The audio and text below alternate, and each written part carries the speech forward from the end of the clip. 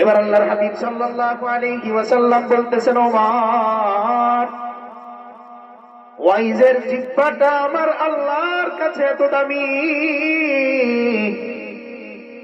মায়ের সেবা করার কারণে আমার আল্লাহ ওয়াইজের জিহ্বাটা এত দামি বানিয়েছেন। ওয়াইজ এই জিহ্বা দিয়ে যা দোয়া করে আমার আল্লাহ সঙ্গে সঙ্গে সব দোয়া কবুল করে নেয়।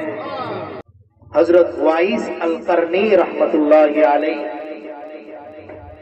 তিনি এই মায়ের সেবা করতে যে আল্লাহর হাবিব সাল্লাল্লাহু আলাইহি ওয়াসাল্লামের সাথে তার কি হয় নাই সাক্ষাৎ।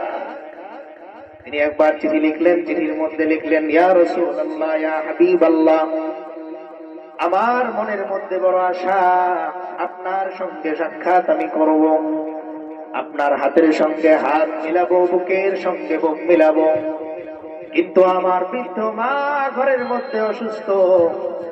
বলেন না ইয়া রাসূলুল্লাহ, আমি কি করব, আপনি সিদ্ধান্ত দেন। এবার আল্লাহর হাবিব সাল্লাল্লাহু আলাইহি ওয়াসাল্লাম চিঠির উত্তরের মধ্যে লিখে দিলেন, ওয়াইস, আমার সাথে সাক্ষাৎ করা ততটা জরুরি নয় যতটা জরুরি তোমার মায়ের সেবা করা, তোমার মায়ের পাশে থাকা। আল্লাহর হাবিব সাল্লাল্লাহু আলাইহি ওয়াসাল্লাম বলতেছেন যে আমার সাথে সাক্ষাৎ করা এতটা জরুরি না যতটা জরুরি কি করা, মায়ের। এবার ওয়াইজুল কারনী রাহমাতুল্লাহি আলাইহি মায়ের সেবা করেন।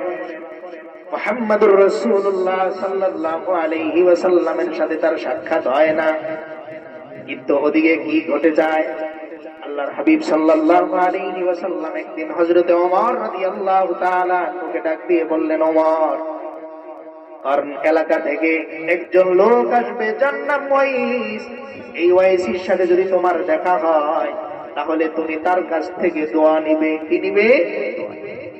আচ্ছা বলেন তো, একজন সাহাবীর দাম কোথায় আর যিনি সাহাবী না তাদের মধ্যে পার্থক্য আছে না? কিন্তু আল্লাহর হাবিব সাল্লাল্লাহু আলাইহি ওয়াসাল্লাম কি আজ দিতেছেন যে ওমর, ওয়াইস যদি তোমার কাছে কখনো আসে তাহলে তুমি তার থেকে কি নিবে? দোয়া। এবার হযরত ওমর রাদিয়াল্লাহু তাআলা প্রশ্ন করলেন, ইয়া রাসূলুল্লাহ, ইয়া হাবিবাল্লাহ, আপনি আদেশ দিয়েছেন আমি ওয়াইজের থেকে দোয়া নিব, কোনো সন্দেহ নাই, কিন্তু এতটুকু বলেন ওয়াইজের মধ্যে এমন কি আছে যার কারণে আপনি আমাকে আদেশ দিলেন ওয়াইজ কারনী থেকে দোয়া নেওয়ার জন্য? এবার আল্লাহর হাবিব সাল্লাল্লাহু আলাইহি ওয়াসাল্লাম বলতেছেন, ওমর, ওয়াইজের জিহ্বাটা আমার আল্লাহর কাছে এত দামি, মায়ের সেবা করার কারণে আমার আল্লাহ ওয়াইজের জিহ্বাটা এত দামি বানিয়েছেন। ওয়াইজ এই জিহ্বা দিয়ে যা দোয়া করে আমার আল্লাহ সঙ্গে সঙ্গে সব দোয়া কবুল করে নেয়। তার জিহ্বা এমন দামি মায়ের সেবা করার কারণে যে এই জিহ্বা দিয়ে তিনি যা দোয়া করেন সঙ্গে সঙ্গে ওই দোয়া কি হয়ে যায়। কত বড় আবেদ ছিলেন, ওনার শরীরের মধ্যে শ্বেত রোগ হয় না, সাদা সাদা শ্বেত রোগ। এবার ওয়াইজুল কারনী রাহমাতুল্লাহি আলাইহি আল্লাহর দরবারে দোয়া করতেছেন, ওগো আল্লাহ, শ্বেত রোগ আমাকে স্পর্শ করেছে, আপনি মেহেরবানি করে আমাকে সুস্থ করে দেন। এবার আস্তে আস্তে শ্বেত রোগগুলো ভালো হওয়া শুরু করেছে। হঠাৎ একদিন তিনি দোয়া করতেছেন, ওগো আল্লাহ, পরিপূর্ণ সুস্থ আমাকে আপনি করেন না, কিছুটা অসুস্থতা যেন আমার থাকে। এমন দোয়া কেউ করে যে আল্লাহ আমার জ্বরটা পুরোপুরি ভালো করেন না, মোটামুটি ভালো করেন, বাকিটা থাকুক, এমন কেউ দোয়া করে? এবার সাথী সঙ্গীরা জিজ্ঞেস করতেছে, ওগো ওয়াইস, এমন দোয়া আপনি কেন করলেন? কেন পরিপূর্ণ সুস্থতা আপনি আল্লাহর কাছে চাইলেন না? ওয়াইজুল কারনী রাহমাতুল্লাহি আলাইহি বলতেছেন, ও আমার ভাইয়েরা শোনো, এই যে শ্বেত রোগ আমার আল্লাহ আমাকে দিয়েছিলেন, যদি পরিপূর্ণ সুস্থতা আমার আল্লাহ আমাকে দিয়ে দেন, আমি হয়তো আমার আল্লাহর এই অনুগ্রহের কথা ভুলে যাব। এই জন্য আল্লাহর দরবারে দোয়া করলাম, একটু যেন বাকি থাকে, যেন বারবার এদিকে তাকানোর উপরে মনে হয় আমার আল্লাহ, আমি ওয়াইজের প্রতি তিনি মেহেরবানি করেছেন, দয়া করেছেন। দেখলে যেন মনে হয় যে আমার পুরো শরীরটা জুড়ে শ্বেত রোগ ছিল, কিন্তু কে মেহেরবানি করছেন? আমার আল্লাহ আমার উপর।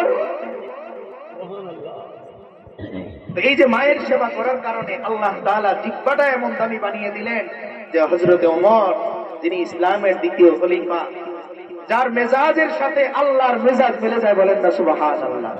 ওনার নামই বলা হয় মিজাজে ওয়াহি, লকব বলা হয়, মানে আল্লাহর যেই মেজাজ, দ্বীনের শরীয়তের যেই মিজাজ, এই মিজাজ কার ছিল? হযরতে ওমরের মেজাজ। এজন্য আল্লাহর হাবিব সাল্লাল্লাহু আলাইহি ওয়াসাল্লাম বলেন, লাউ কানা বাদি নাবিয়্যুন লাকানা উমর। ও দুনিয়ার মানুষ শোনো, ওমরকে আমার আল্লাহ এত বেশি বিচক্ষণতা, এত বেশি যোগ্যতা, এত বেশি সম্মান, এত বেশি ইজ্জত দান করেছেন। দুনিয়াতে আমার পরে যদি কোনো নবী আসার সুযোগ থাকতো, নবুয়ত যদি আসার সুযোগ থাকতো, তাহলে আমার সাহাবী হযরতে ওমরকে আল্লাহ নবী হিসেবে প্রেরণ করতে। এইজন্য কোরআনের বহু জায়গায় আল্লাহ তাআলা আয়াত নাযিল করেছেন, হযরত ওমর রাদিয়াল্লাহু তাআলা যেমনটা বলেছেন ওই অনুযায়ী তিনি কি করেছেন? আল্লাহ তাআলা আয়াত নাযিল করেছেন। এইজন্য তাকে কি বলা হয়? মিজাজে ওয়াহি বলা হয়।